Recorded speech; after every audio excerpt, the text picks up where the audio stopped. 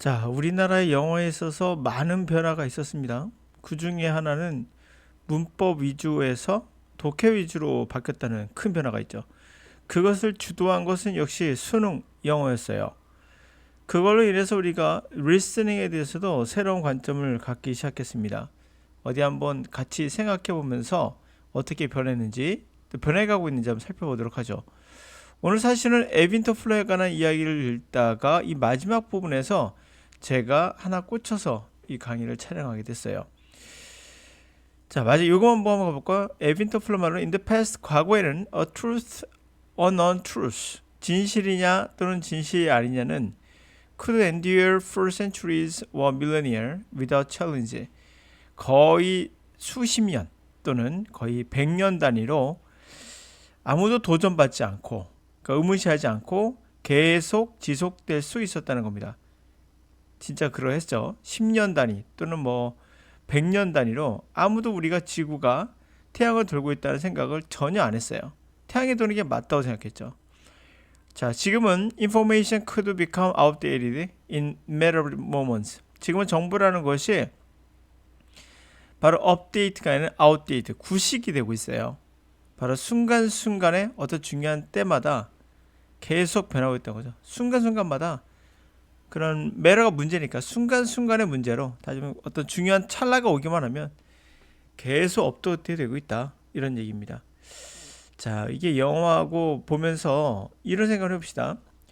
여러분은 모르시겠지만 영어 독해나 리스닝에서 우리나라는 영어 리스닝 방법은 거의 제시한 적이 없어요. 지금까지 전부 다 영어 독해하고 에 관한, 이것은 특히 문법으로 이제 정리를 했었죠. 그래서 영어 독해하면은 학력고사라는 게 있었고요. 지금은 여러분들 이제 수능이지만 학력고사 시절에는 문법이 많이 나왔고 발음 문제가 정확하게 이제 문법적인 어떤 해설이나 번역 위주였기 때문에 그 당시에 유행했던 책으로는 이제 성문 영어라는 게 있었고요. 그다음에 성문 영어가 설명이 되게 적었어요.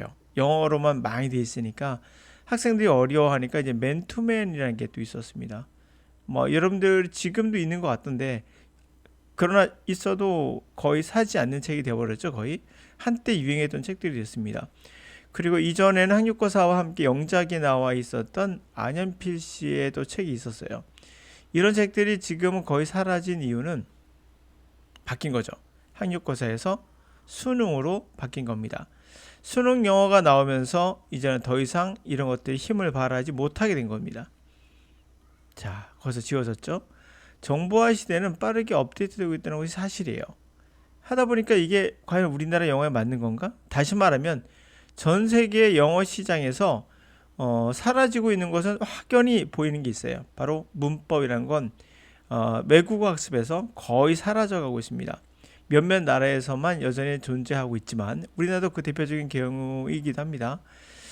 독해의 경우 옛날에는 수십 년간 해먹던 그런 문법 구문책도 있었어요. 이거 말고도 되게 많았습니다. 그 자리를 이제 내놓고 있죠. 다시 말하면 밀려나고 있죠.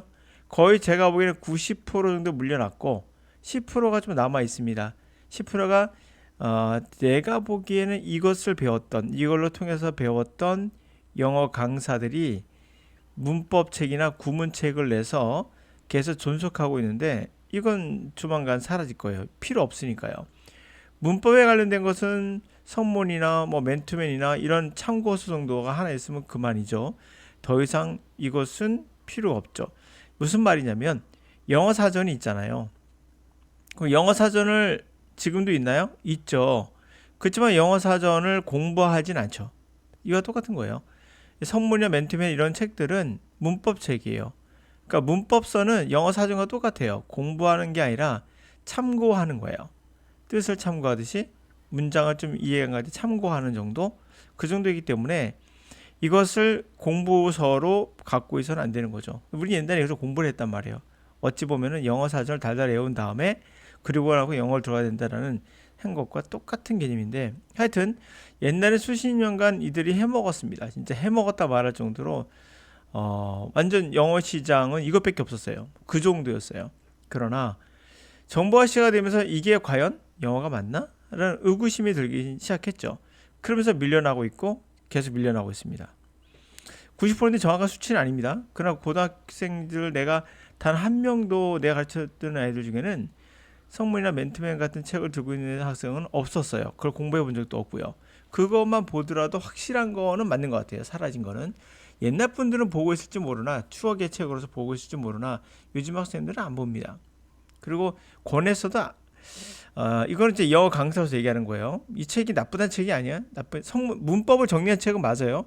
그러니까 문법서라는 건 맞아요. 근데 문법을 어떻게 활용할 것이냐에 대한 차이가 있는 거죠.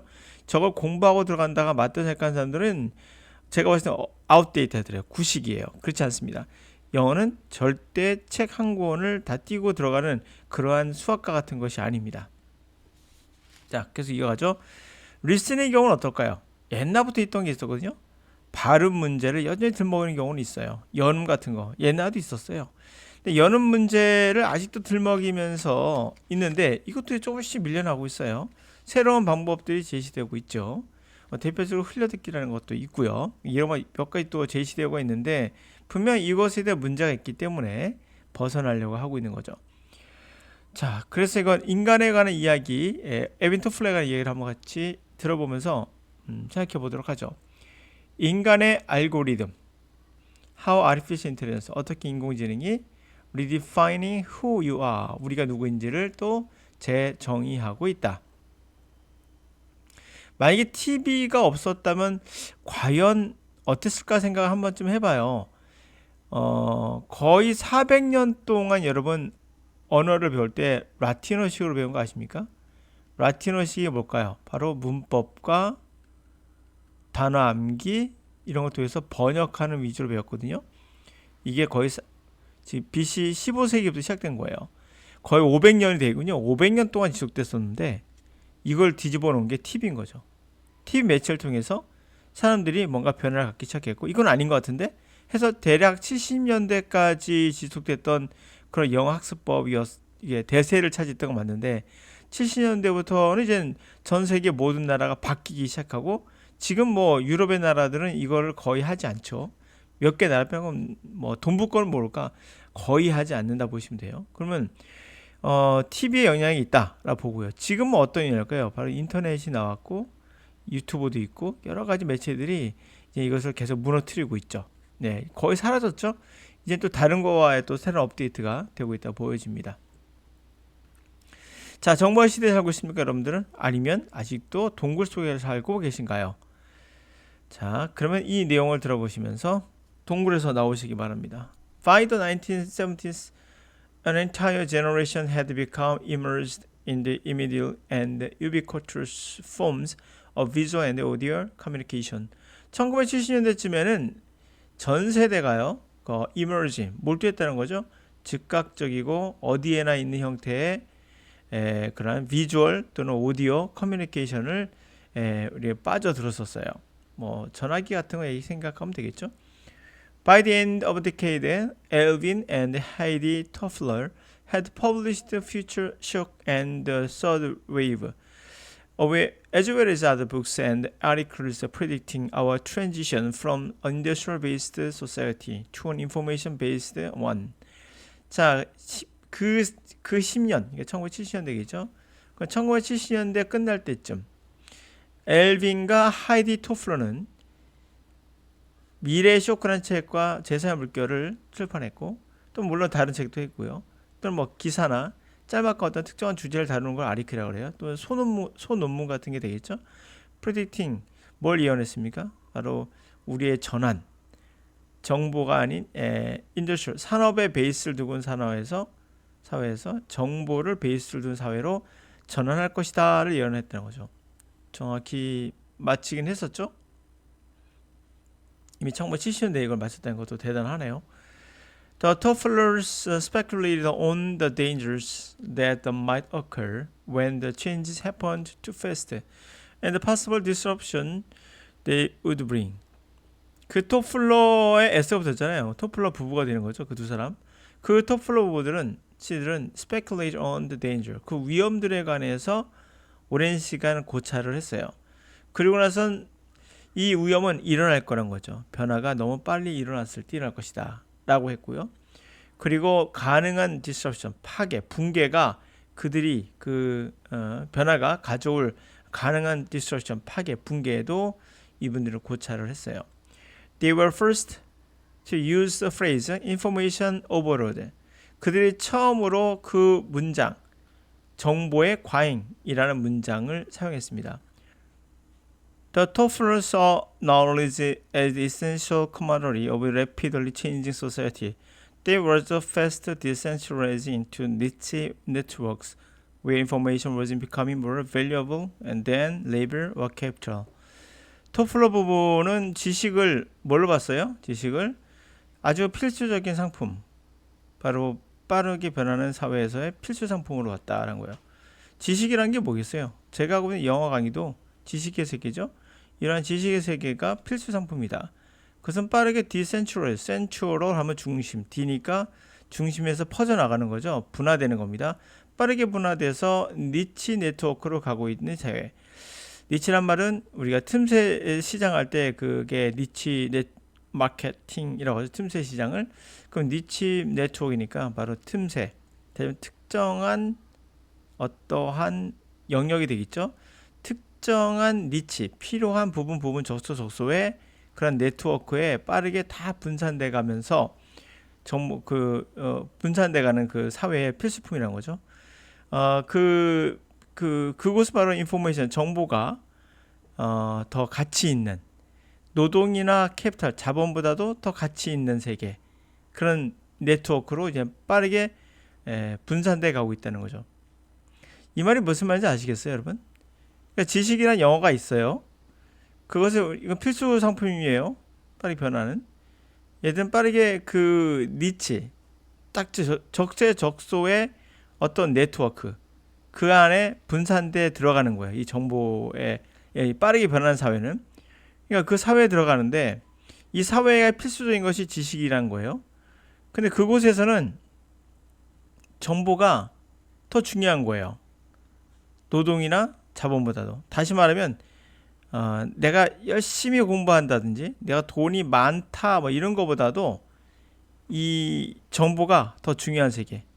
바로 영어의 세계가 또 거기에 속할 수도 있겠죠. 우리가 인적 네트워크에 있어서 또 영어라는 게 또 중요한 부분도 할 수 있는 역할도 있고, 유튜브에서도 영어로 이제 강의를 하잖아요, 제가. 그러면 이런 것들이 결국엔 니치 네트워크라고 볼 수도 있겠죠. 네. They predicted that speed of change would overwhelm and fragment us. 자, 그들이 예상했던 것은 이 변화의 속도가 아마도 압도하며 fragment us, 우리를 거의 파편처럼 분쇄시킬 거라는 거예요. In the past, 과거에는 진실과 거짓이 지속됐던 거예요. 거의 수백 년 동안 또는 수십 년 동안 그냥 지속됐어요. Without challenge, 아무도 도전하지 않고 그냥 있었어요. 지금은 정보가 outdated, 굉장히 빠르게 순간순간 outdated, 구식이 될 수 있는 시기가 된 거죠. 네, 그렇게 봤습니다. 자, 그러면 여기서 정리하고 가볼까요? 우리에게 있어서 바로 영어라는 세계는, 제가 누차 계속 말씀드렸지만은 여러분들 주변에는 영어 공부하는 분들 중에 영어 독해와 리스닝이 있다면 독해를 어떻게 공부하시는지 좀 생각을 해보세요. 아마 우리나라는 1950년대 이후에 계속해서 변함없이 우리는 번역 위주의 라틴어 위주의 수업을 해왔거든요. 그런데 이제 많이 바뀌고 있죠. 업데이트가 되고 있어요. 그 가장 빠르게 바꾼 건 제 생각에는 수능 영어인 것 같아요. 수능 영어 바꿔줬는데 아직은 남아 있습니다. 그 잔재들이 남아 있어요. 여러분들이 듣고 있는 그 강사가 바로 그 잔재예요. 옛날에 수십 년 해먹던 문법책들을 또다시 해먹는 강사들이 있습니다. 바로 구문 독해하는 사람들이죠. 그리고 이것을 번역하는 사람들. 그래서 밀려나고 있습니다. 리스닝의 경우도 마찬가지죠. 이제 옛날 발음 문제 때문에 어쩌고저쩌고 했지만은 이거 들먹이는 시대는 이제 끝났어요. 이제 밀려나고 다른 방식이 제시되고 있죠. 대표적으로 이런 방법에 있어서 노암 촘스키 같은 분들이 어떤 방법을 제시를 하진 않았어요. 촘스키는. 근데 이런 것이라고 얘기를 했을 뿐이죠. 그런 걸 통해서 토대로 영어 강사들이 새롭게 업데이트를 하면서 앞으로 나가야 되는 그런 상황이 온 거죠. 근데 아직까지도 뭐 라틴어 기업법에 익숙하다 보니까 거기서 못 벗어나고는 있지만 많이 변하고 있죠. 제가 봐도 많이 변했습니다. 그래도 여전히 남아있긴 하지만 뭐안 변할 수는 없겠죠. 어느 순간에는 여러분들이 내가 했던 것들이 얼마나 우스운 것인가를 깨달을 수 있을 거라고 봅니다.